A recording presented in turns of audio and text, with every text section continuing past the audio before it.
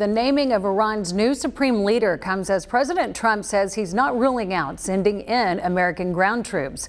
CBS's Nicole Killian has more on the developments out of Iran. As the U.S.-Israeli war with Iran enters its second week, President Trump isn't closing the door on deploying American ground troops. Could there be? Possibly, for very good reason. Have to be very good reason.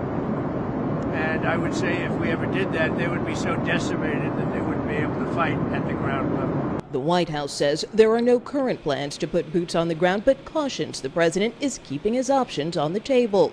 Democrats and even some Republicans are wary. This is already a war that is becoming an ongoing disaster. It gets worse if the president is talking about putting ground forces in. When you start putting boots on the ground, and those boots on the ground may need reinforcement, that starts looking like a longer-term conflict. Today, President Trump held a call with British Prime Minister Keir Starmer a day after rebuffing his offer to send aircraft carriers to the region. In an interview late Saturday, the president told CBS News it's a little bit late to be sending ships, right? A little bit late. Since the war began, the Strait of Hormuz, where about 1/5 of the world's oil typically flows, has been virtually closed to tankers, sending prices skyrocketing. On Face the Nation, Energy Secretary Chris Wright says he expects traffic to resume relatively soon. We have a temporary period of elevated energy prices, but it will not be long. In the worst case, this is weeks, this is not months, and it leads to a much better place.